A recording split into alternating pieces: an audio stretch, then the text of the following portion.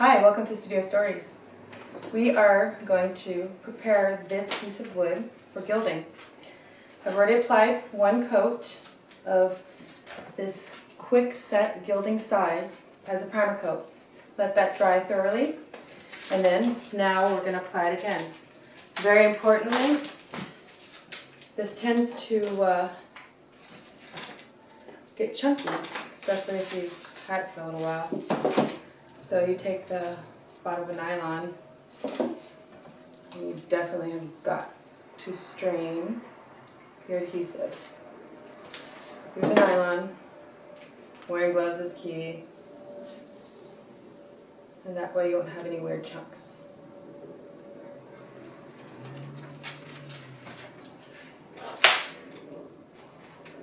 Then you'll get a velour roller.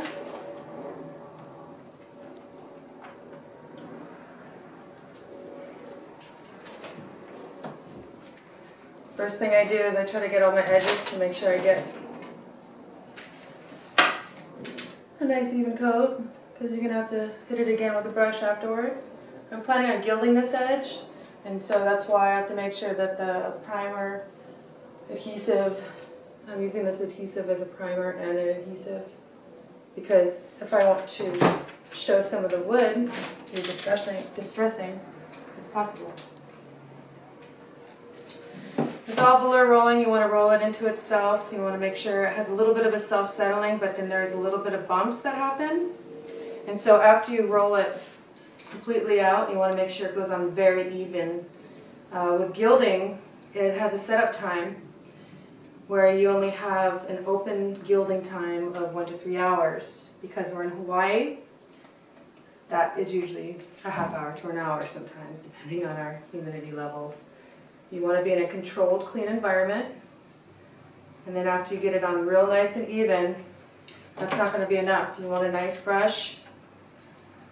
See how there's bubbles on there? We don't want those bubbles, because whatever the substrate is going to come out. You want to do back brushing in the direction of the wood grain. That way it softens out the bubbles. You don't want to overbrush it, because if you do, it'll start setting up and leave weird marks. And so you really do want to work very systematically and almost treat your arm like a machine, like a printer just going right across it, just nice and even. It's very important to check your edges, because I guarantee there's some stuff there.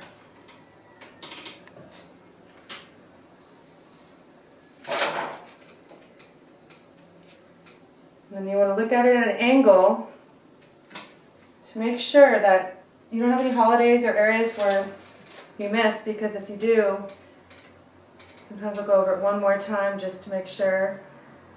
And it will also settle. If you're doing ceilings and anything above your head, you're not going to have gravity working with you as well. And so keep that in mind. You just make sure that whenever you use a roller, your back brush you're rolling, so that you don't have air pockets and bubbles. Okay, so we'll be back in about 1 to 3 hours, and this will probably be about 1 hour before we apply the gold. See you soon. Welcome back. It's been about 1 hour since we applied the second coat of size. I have a roll now of Gilding 23.5 carat pure genuine gold. See, it's a very difficult product to work with because it's very fragile and it just falls apart. However, done properly, it can be awesome. So I'm going to roll this down. You want to get it as evenly as you can. Place it down.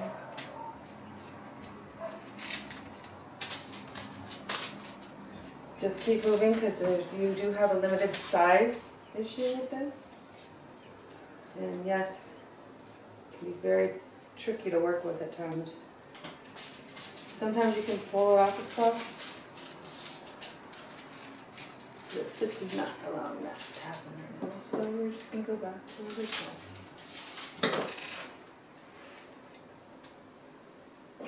It's not good to lose it. Try to save as much as you can.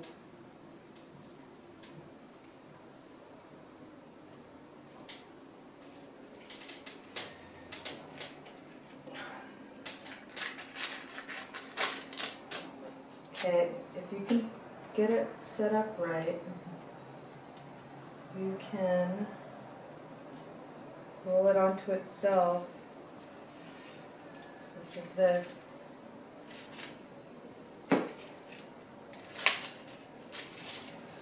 I just lost some, but it's not lost forever, because you can go to the areas that you missed and pull it in. It's easiest when you can roll it off itself because it tends to go on, it lays a little evener.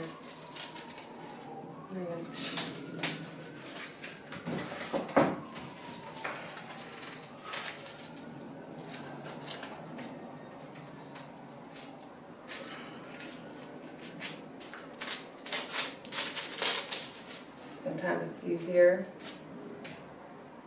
to just use the sheet gold because rolls get really difficult, as you can see. But I'm going to continue on.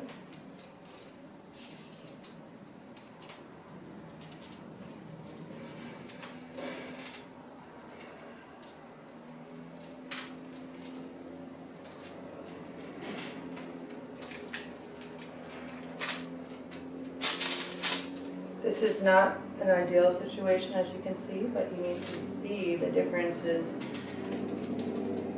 of different techniques. It's not over yet though, because now what I want to do is try to salvage some of these areas that I lost a lot on.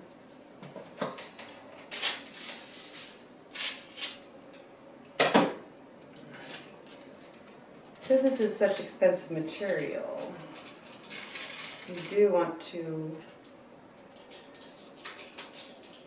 use as much of the excess as you can after you burnish it slightly. But these areas were so large with gaps, I'm concerned about the setting up time happening too quickly. It's got high humidity levels right now. But you'll be amazed how all these connection points will actually disappear once you get the burnishing. I mean, you'll have some of it, but it's actually quite desired to have areas where you see the line, you actually let the metal do what it wants to do. And that's kind of like the paint too. So we have enough gold on here at this stage, so I don't want to lose this leaf right here. I'm going to make sure to tape it up so I don't lose it. But this is the most important part here. Make sure your brushes are really soft. And then you can pick up parts of the gold and fill in some of the cracks or some of the holidays that you missed. You want to always be moving the gold around because your brush will start picking up the adhesive, and that will make it much harder to deal with. When it picks up the adhesive, it makes the brush tips harder. And some of these areas, I'm bringing out more of the cracks by the way I'm applying the leaf, because it's in little pieces versus sheets. And so because the gold is so delicate, whatever the substrate is, as you can see, you can still see the wood grain. It's going to show. And you definitely want to use these special brushes from the Gilded Planet, because it's the only one soft enough where you can actually really manipulate and move the gold around, fill in the cracks, make sure it's all there. And I'm finding that I do have a little bit more time than I initially thought, because the adhesive is really working well right now. It does have 2 layers of adhesive because I use the adhesive almost like a primer. See how I lift up this piece of gold? You do not want to touch it with your hands. You need gilding gloves to help it easier, or you use your brushes to move everything around. Because your oils in your hands are going to affect the top coat clears that will be followed by this. And it's really pretty. This particular one, the squares aren't going to line up real perfect. I had a little bit of issues with the roll. Some rolls work a lot better than others, which was kind of interesting. The older the roll is, the less magnetized it becomes, so you can roll it off into itself. If you're working on a ceiling, you can use gravity to to hold it up there and get it flattened. If you're working down, the gravity works against you because it just all starts falling, as you saw. But depending on what you're trying to gild and the effect that you're looking for, you will have to find the best technique for that particular part of the project. Because I don't think that there's just one way to do everything. There is right ways and proper ways, but then there's some ways that you're just going to have to, on the job, problem solve and figure it out. But see, these all these cracks are being filled in by the gold. Every single crack, there's not going to be any of that wood coming through anywhere because it's creating some really nice textures. When you have the little pieces go into the crack, it gives it more character. It doesn't look as man-made, or it doesn't seem like it's, you can see the imperfections, which are really beautiful.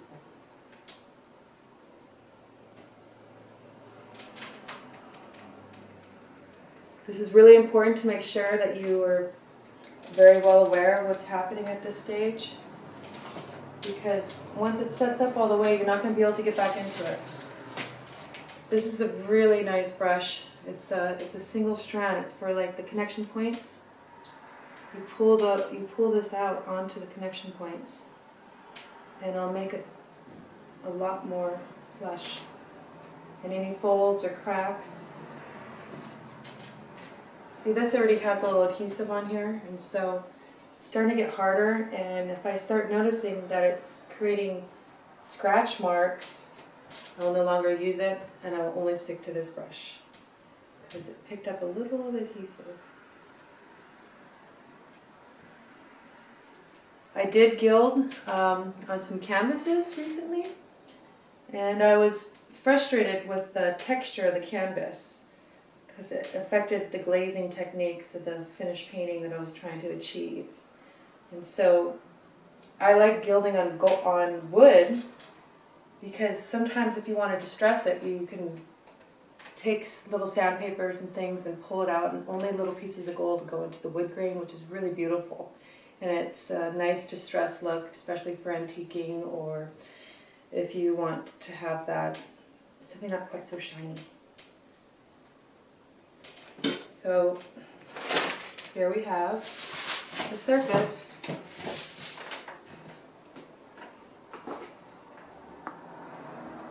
I like to hold it at different angles because the brown of the wood is coming through in some areas, and it's hard to see it right over the top. And this is the time when you need, I'm using my fingers, it happens sometimes.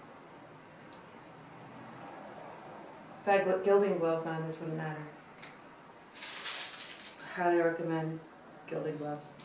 A lot of times on the sides, I'll just like let the gold and take whatever excess gold and just kind of like try to like put it on the sides. I don't always like to gild the sides of paintings because if we frame it, you're not going to ever see this anyways. But if it just becomes a sample, it looks kind of neat. And see, sometimes this is the preferred look because it's kind of neat where the wood comes through in the end grain. Alright, well, you want this to dry overnight before you apply the top coat clear prior to doing any artwork. Thank you so much. We'll talk to you soon.